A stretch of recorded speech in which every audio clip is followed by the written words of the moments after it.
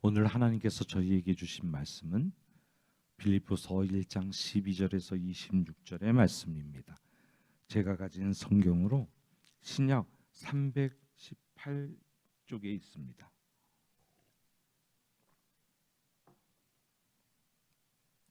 빌립보서 1장 12절에서 26절 말씀을 저와 여러분이 한 마음으로 봉독하겠습니다.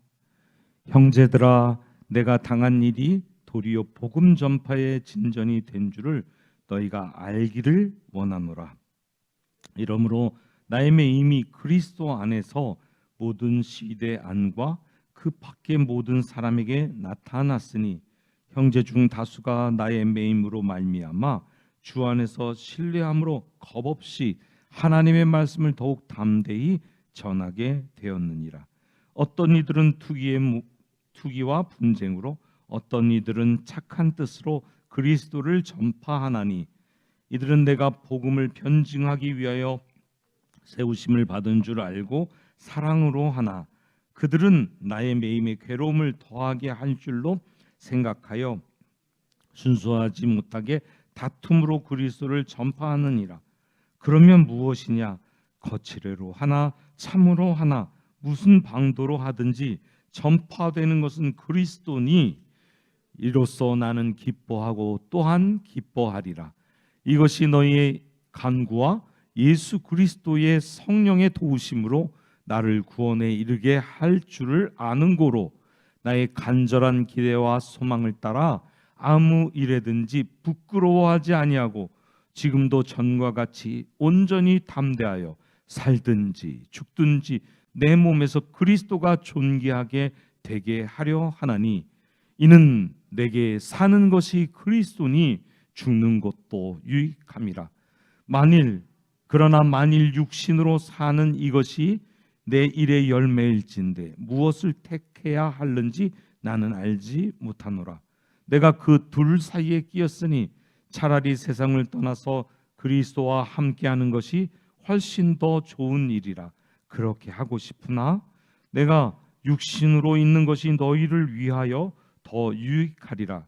내가 살 것과 너희 믿음의 진보와 기쁨을 위하여 너희 무리와 함께 거할 이것을 확실히 아노니 내가 다시 너희와 같이 있으므로 그리스도 예수 안에서 너희 자랑이 나로 말미암아 풍성하게 하려 함이라. 아멘.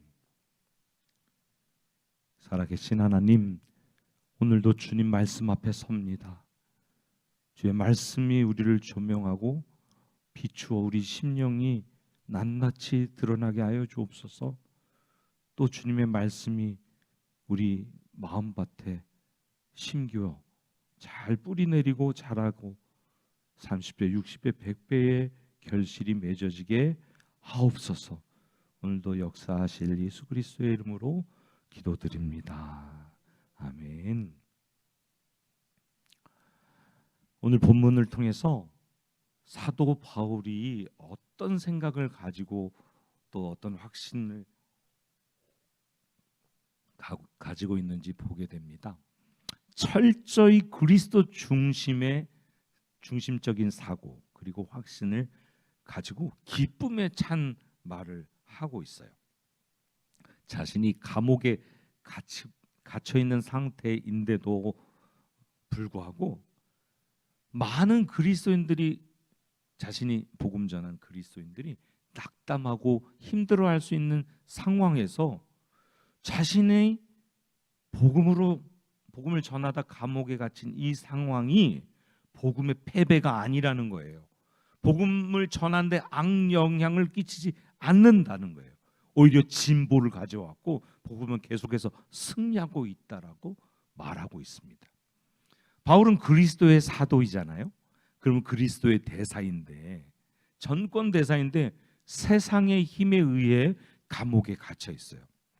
그렇기 때문에 바울의 복음, 곧 예수가 주라고 그 주님을 믿으면, 그 복음을 믿으면 구원을 받는다고 하는 것을 받아들인 그리스도에게 믿음의 회의가 올 수 있는 그런 상황이란 말이죠. 낙담이 될 수 있는 그런 상황이에요. 그들은 바울이 복음 전한 그들은 바울의 건강이나 바울이 지금 어려움을 당하고 있는 이 부분에 대해서 걱정하고 괴로워하고 있을 텐데, 오히려 지금 바울은 그 사람들을, 빌립보 교인들을 위로하지 않고 복음이 전혀 패하지 않았다. 지금 복음은 여전히 왕성하게 움직이고 있다. 예수 그리스도의 주권으로 승리한다고 그것을 말하고 있는 것이죠. 그것을 첫 번째, 모든 시대안과 다른 사람들에게 나타냈다. 이건 무슨 말이냐면, 그리스도 안에서 그리스도를 위해서 지금 갇혀 있고 시대 안의 군인들과 다른 사람들에게 예수 그리스도가 어떤 분인지 계속 증거하고 있고, 그들이 예수 그리스도를 믿고 구원을 받고 있다라는 얘기를 하고 있는 것입니다. 바울은 갇혔는데, 우리가 갇힌 그 상황에서 평상시라면 복음을 전할 수 없는 그 군인들, 시대 안의 사람들, 다른 사람들에게 복음 전파가 되고 있다. 그 다음에 다수의 형제들이 주 안에서 확신을 가지고 담대히 두려움 없이 복음을 전하고 있다. 자기가 갇혔음에도 다른 형제들이 오히려 담대히 복음을 전하고 있다. 참 어려운 말이죠. 의심이 갈 만한 상황인데, 복음을 전하는 최선봉에 서 있는 사도 바울이 갇혔으니까 오히려 걱정하고 의심할 상황에 복음을 담대히 전한다는 사실이, 예수 그리스도가 주 되심에 대한 확신을 오히려 그들이 갖게 되었다고 말하고 있는 거예요. 감옥에 수감된 상황을 사도행전 23장, 24장에 잘 보여주고 있습니다. 바울이 3차 선교 여행을 끝나고 예루살렘에 도착했을 때, 예루살렘의 사람들이 바울과 함께 있는 사람 할례받지 않았다고 오해한 사람을 막 이렇게 공격하면서 바울을 붙잡으려고 할 때, 로마 군인들에게 오히려 그 사람들에게 잡히면서 그들의 감옥 안에서 보호받게 되거든요. 그래서 다른 사람들은 복음 전파를 하는 사도 바울의 사역의 마지막이라고 쉽게 생각할 수 있을 상황에,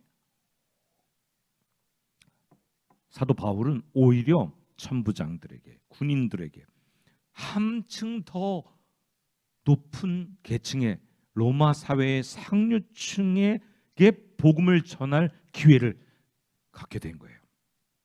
예루살렘과 가이사라에 있는 로마 군인들, 장교들, 천부장, 백부장들, 그 다음에는 2명의 로마 총독, 즉 벨릭스와 베스도에게 복음을 전합니다. 너 어떻게 된 거야? 이렇게 물어보니까 그 기회를 타서 사도 바울은 자기 간증과 함께 복음을 전하고 있어요.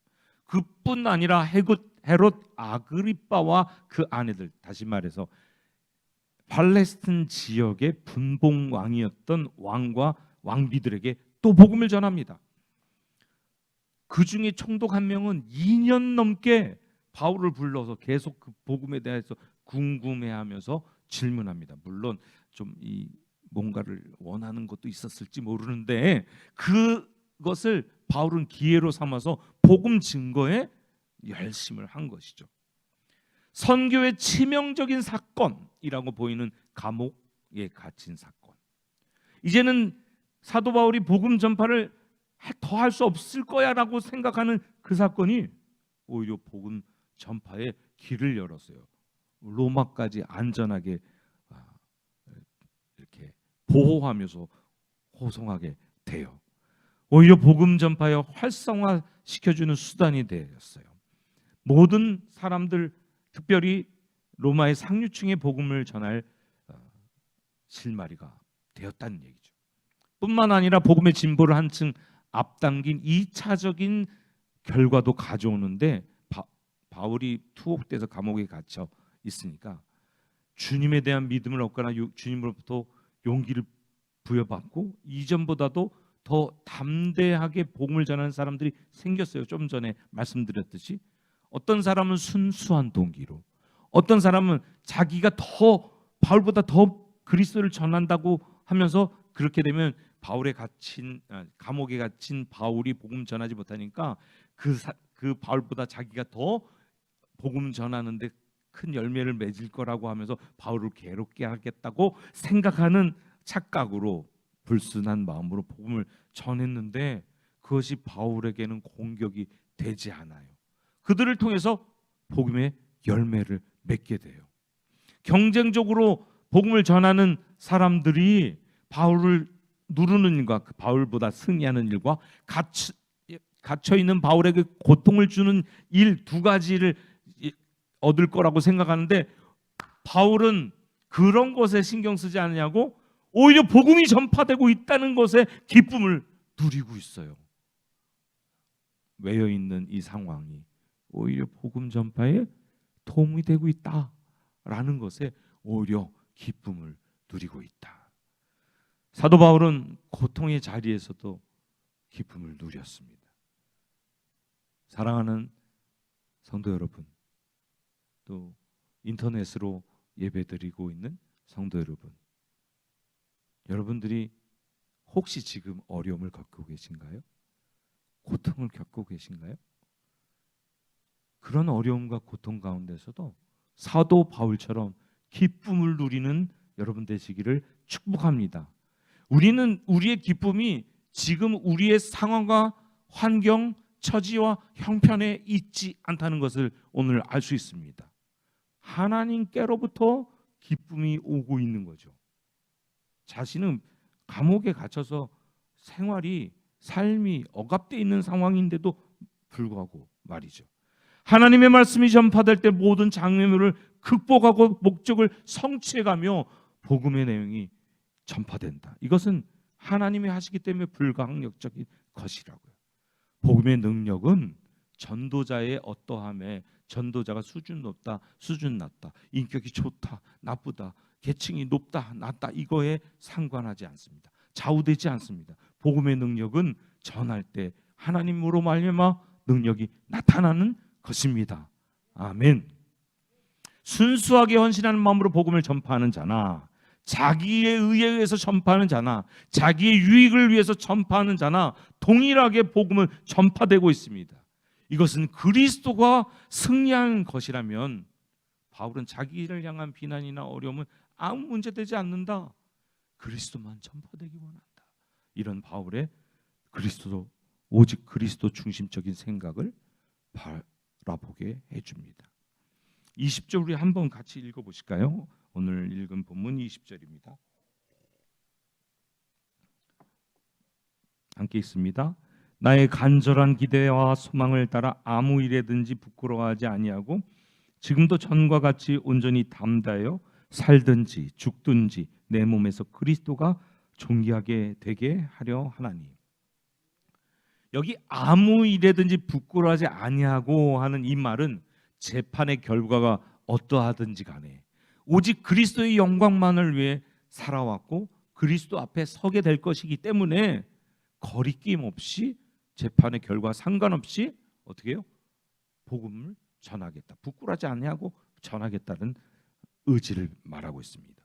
지금도 전과 같이 온전히 담대하여 살든지 죽든지 내 몸에서 그리스도가 존귀하게 되게 하려 하나니, 이 말은 재판의 결과와 상관없이 복음에 대하여 담대히 변증할 수 있기를 기대하는 거죠. 자기가 복음을 재판이 내가 사형으로 되든지 풀려나게 되든지 상관없이 복음을 온전히 전하면 그리스도가 존귀케 되는 것이죠. 그 중에 믿는 사람들이 나타나면 그리스도가 영광을 받으시는 거죠. 그래서 재판 결과 자신이 풀려나 살게 되든지 사형 선고를 받게 돼 죽게 되든지 성령의 도우심으로 재판석상에 있는 이방인들에게 오직 그리스도만을 증언하겠다. 그것으로 그리스도가 존귀케 되기를 소망하고 있는 것입니다. 그 다음 절도 함께 읽어보실까요? 21절입니다. 이는 내게 사는 것이 그리스도니 죽는 것도 유익함이라. 여기 바울의 마음이 고스란히 드러나고 있죠. 사는 것이 그리스도. 이 말은 그리스도를 위해서 사는 삶이나 그리스도가 삶의 구원이다 이런 의미가 아니라 나의 삶 자체가 그리스도다라는 의미예요. 그리스도인들이 그리스도와 연합해서 하나가 되었음을 말하는 것이죠. 갈라디아서 2장 20절의 말씀이 생각나는 구절 아닙니까? 함께 읽어보실까요? 내가 그리스도와 함께 십자가에 못 박혔나니 그런즉 이제는 내가 사는 것이 아니요 오직 내 안에 그리스도께서 사시는 것이라. 이제 내가 육체 가운데 사는 것은 나를 사랑하사 나를 위하여 자기 자신을 버리신 하나님의 아들을 믿는 믿음 안에서 사는 것이라. 바울의 고백이 이제 내가 사는 게 아니래요. 내가 육체 안에 사는 것은 주님이 사시는 것이래요. 이게 바로 그리스도의 고백이 되어야 하는 것이죠. 이것은 삶 자체가 그리스도에 의해 통치받으며 사랑, 소망, 순종, 복음 등이 삶 속에서 그리스도로 말미암아 넘쳐나는 것을 표현하는 것이에요. 이런 삶의 형태에서는 죽는 것도 유익하다는 것이죠. 왜냐하면 바울 자신이 죽음으로써 그 죽음을 통해서 그리스도와 함께 있게 될 것이기 때문이죠. 고린도 후서 5장 8절 함께 또 읽어볼게요. 우리가 담대히 원하는 바는 차라리 몸을 떠나 주와 함께 있는 그것이라. 지금 바울이 원하는 건 주님과 함께 있는 것. 주님을 점점 깊이, 주님과 점점 친밀한 관계 속에 빠지게 되면 주님과 함께 거하는 것이 최고죠. 아멘이십니까? 그래서 빨리 천국 가는 게 복된 거 아닙니까? 빨리 천국 가고 싶으신 분 한번 손 번쩍 들어보시겠어요? 아멘, 아멘. 지금 이 땅에 아직 생명을 유지하게 하신 것은 하나님이 우리에게 더 감당할 사명이 있기 때문에 있는 거예요. 우리 소망은 주님과 함께 거하는 것, 주님이 계신 그 영원 가운데 들어가는 것이죠. 사도 바울이 그렇게 고백하는 거죠. 죽음을 통해서 그리스도와 함께 거하고 싶은데 그렇게 되면 상급받는 축복 가운데 영원히 살 것이거든요. 디모데후서 4장 7절 8절에 이렇게 말해요. 또 한번 같이 읽어볼게요. 나는 선한 싸움을 싸우고 나의 달려갈 길을 마치고 믿음을 지켰으니 이제 후로는 나를 위하여 의의 면류관이 예비되었으므로 주 곧 의로우신 제사장이 그날에 내게 주실 것이며 내게만 아니라 주의 나타나심을 사모하는 모든 자에게 도니라. 의의 면류관을 우리에게 주신대요. 바울에게만 주는 게 아니라 우리가 선한 싸움을 싸우고 달려갈 길을 다 마친 뒤에 우리에게 면류관들이 하나씩 주신대요. 아멘. 예. 우리가 그러니까 빨리 천국 가면 그 면류관 받아서 살 수 있는 거죠. 그런데 하나님이 지금 이 땅에 아직 남겨두신 것뿐이에요. 동시에 죽음을 통해서 그리스도와 함께 있고 상급받고 주님과 영원히 살 뿐만 아니라 주님께 영광 돌리고 존귀케 하는 것을 방해했던 이 땅의 것들, 거슬렸던 것들이 다 없어지는 상황. 이 땅에서 예수 믿는 것들이 방해되고 도전하고 불편하게 했던 것들이 영원히 거하는 주님 앞에 가면 다 없어져요. 그러니까 얼마나 좋은 곳이에요. 그런 것을 바울이 소망하고 있지만 지금 바울도 우리하고 똑같은 고백을 해요. 25절 함께 읽어볼까요? 내가 살 것과 너희 믿음의 진보와 기쁨을 위하여 너희 무리와 함께 구할 이것을 확실히 아노니. 지금 사도 바울은 빌립보 교회의 간구와 예수 그리스도의 영, 곧 성령의 도우심으로 감옥에서 풀려날 것을 알고 있어요. 바울의 간절한 기대와 소망은 어떻게 해요? 하나님과 함께 영원히 거하는 그것이지만 그것으로 이루어지지 않고 어떻게 해요? 풀려날 것을 알고 있다고요. 그러면서 살든지 죽든지 자신의 존재와 삶 전체를 통해서 그리스도가 존귀케 되기를, 존귀함을 받으시기를 소망하는 것이에요. 사도 바울은 자신의 삶 전체가 그리스도를 위한 것이므로 자신의 죽음조차도 그리스도를 위한 것이며 주님의 뜻이기 때문에 죽음도 유익하다고 고백합니다. 곧 삶과 죽음에 매이지 않았어요. 오늘 본문에 보면 22절 함께 또 읽어보겠습니다.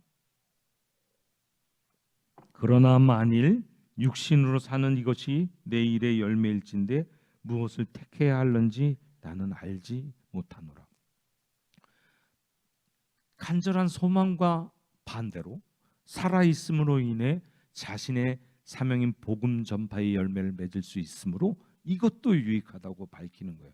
그러니까 삶과 죽음 두 것 중에 무엇을 택할지 분명히 잘 모르겠다고 말하는 거예요.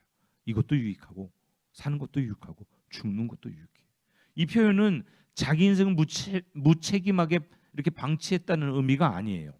사는 것과 죽는 것 모두 유익하니까 그 가운데 어떤 걸 선택할 수 없다는 의미예요.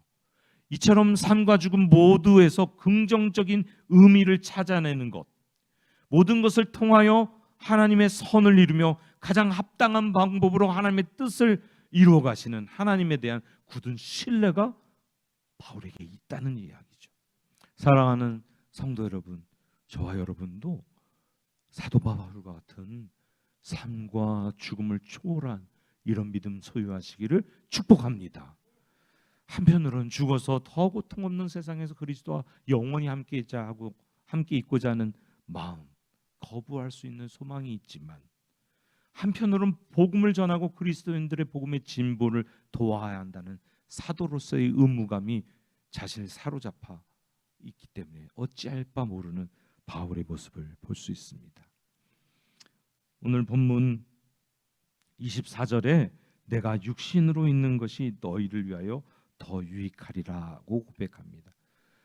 바울이 교회를 세웠고 아직 연약한 상태인 빌립보 교회에 많은 위기가 있는 이 교회에 자신을 필요로 하고 있다는 사실을 자신의 개인적 욕망보다 교회의 필요에 더 마음을 두고 고백하는 이야기죠. 자기가 그리스도와 함께 있는 그것이 더 소망하지만 교회에 자신이 필요하다. 즉 사도 바울은 육신을 입고 이 땅에 더 머무는 것이 빌립보 교회를 위해 더 필요한 일이라는 것을 알고 고백하고 있습니다. 그래서 사도 바울은 빌립보 교회의 믿음의 진보와 기쁨을 위해 자신이 살아서 함께 머물러 있는 것이 필요한 일이라고 확신하기 때문에 교회와 함께 할 것을 안다고 고백하는 것입니다. 살든지 죽든지 자기 몸에서 오직 그리스도만을 존귀케 되게 하려 한다고 고백하는 이 사도 바울, 실제로 그런 삶을 살았죠. 참된 성도라면 이런 사명과 이런 자세를 지니고 살아야 할 것입니다. 이 이야기는 빌립보 교인들에게만 하는 이야기가 아닙니다. 우리 수원 성결교회 성도들, 저와 여러분에게 하는 이야기입니다. 아멘이십니까? 나의 유익과 행복보다 그리스도를 존귀케 하겠다는 그 마음, 그것이 우리에게 필요한 것이죠. 우리 삶이 그리스도로 꽉 차 있는 것, 그것이 우리에게 필요한 것이죠. 이 코로나 상황에 교회 잘 나오지 못하는 이 상황에 그리스도로 우리 마음이 꽉 차 있다면 상황과 환경 이런 것들이 아무 문제가 되지 않을 거예요. 그런데 현대 교회를 보면 이런 성도가 점점 희귀해져 가고 있어요. 이럴 때일수록 우리는 그리스도를 위해 전적으로 헌신하고 그리스도 중심적으로 사는 참된 성도들이 되기를 축복합니다. 저와 여러분이 이렇게 살아가기 시작할 때 이곳에서 부흥의 불씨가 불타오르는 것이죠. 담임 목사님께서 지난 기도회 때 부흥을 위해서 기도하라고 하는 그 기도 제목을 주시고 기도하는데 제 마음이 갑자기 뜨거워지기 시작했어요. 이유는 제 마음속에 부흥을 사모하는 마음이 있더라고요. 근데 그냥 사모하는 마음이 아니라 부흥의 불씨가 돼야 한다라고 하는 마음이 생겼어요. 제가 아니라 우리 교회가. 왜 담임 목사님 통해 부흥을 위해서 기도하라고 하셨을까? 우리 교회의 영적 지도자를 통해서 부흥을 기도하게 하셨을까? 그 생각이 들었어요. 바로 우리 수원교회 저와 여러분 성도들이 부흥의 불씨가 되기를 소망하는 것이죠. 우리 한국 교회는 지금 영적 재각성이 필요한 때입니다. 기도가 식었고, 그리고 하나님을 찾는 것보다 방역 지침이 더 무서워요. 하나님께 부르짖는 것보다 백신이 더 무서워요. 뭔가 조금 순서가 잘못된 것 같지 않아요? 옛날에는 병원이 없어서 그랬을까요? 약국이 별로 없어서 그랬을까요?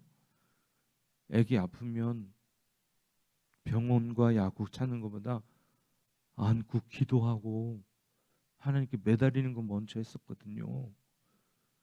하나님 고쳐주세요. 치료해주세요. 여러분들 또 여러분의 부모님들이 그렇게 하다가 아픔 열나는 게 내리고 배탈이 났고 하는 경험들을 여러분들이 하셨을 거예요. 왜냐하면 우리 한국교회가 그렇게 해왔었거든요. 우리가 그리스도를 바라보고 그리스도는 우리 심령에 꽉 채워서 다른 데 멀리 가지 말고 이 수원 지역에 부흥의 불씨가 되기를 축복합니다. 온 교우가 함께 기도하며 하나 되어서 내게 사는 것이 그리스도라 하는 고백이 되어지길 소망합니다. 수원을 복음하며 세계와 열방의 복음의 빛을 비추는 우리 수원 성결교회로 든든히 세워져 나가기를 예수 그리스도의 이름으로 간절히 축복하며 이 말씀을 드립니다. 이 찬양을 함께 드리고 기도하고 싶어요. 오늘 새로 배웠는데 들으라 싸움 소리를 하는 찬양이죠. 영적 전쟁은 우리 주변에 가까이 있어요. 왜냐하면 사단은 우리를 어찌하든지 넘어뜨리고 삼키려고 하거든요. 여러분, 우는 사자가 배고픈 사자가 삼킬 자를 찾는 것은 예수 대강 믿는 사람이나 예수 믿지 않는 사람을 삼키려고 하는 것이 아니고 어찌하든지 주님을 올바로 믿고 주님 뜻대로 살려고 하는 사람들 딴지 걸어서 넘어뜨리려고 하는 것이죠. 그러므로 우리는 우리가 예수 그리스도를 올바로 믿겠다, 그리스도로 내 심령을 채우겠다, 내가 사는 것이 그리스도다라고 고백하려고 하면 영적 전쟁은 그냥 다가오는 것이죠. 오늘 찬양 가사에 그렇게 말하고 있어요.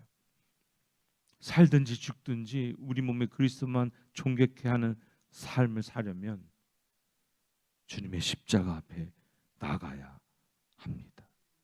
우리를 위해 생명 주신, 생명을 내어주신 그 십자가 앞에 그 사랑을 다시 회복하면 우리 심령의 그리스도로 꽉 차기 시작할 거예요. 마찬가지로 우리 삶이 그리스도로 꽉 차려면 십자가 앞에 머물며 주님이 이 땅에 오신 이유와 목적을 되새겨야 합니다. 주님이 이 땅에 왜 오셨을까요? 병자를 치유하기 위해서, 복음을 전하기 위해서. 아멘. 그런 것도 있지만 생명 내어 주시어 십자가 져서 생명 내어 주셔서 구원의 길을 여시려고, 죽음의 권세를 깨뜨리고 부활하셔서 우리에게 영생을 주시려고, 그리고 주님의 모든 사역을 그 제자들에게, 저와 여러분에게 맡기셨어요. 그러므로 우리가 살아가야 할 이유도 주님이 이 땅에 오신 이유와 동일할 수밖에 없는 것입니다. 그러려면 십자가 앞에 나아가야죠. 그래서 오늘 이 찬양을 뽑았거든요. 우리가 내게 사는 것이 그리스도라는 진솔한 고백이 저와 여러분의 고백이 될 줄로 믿습니다.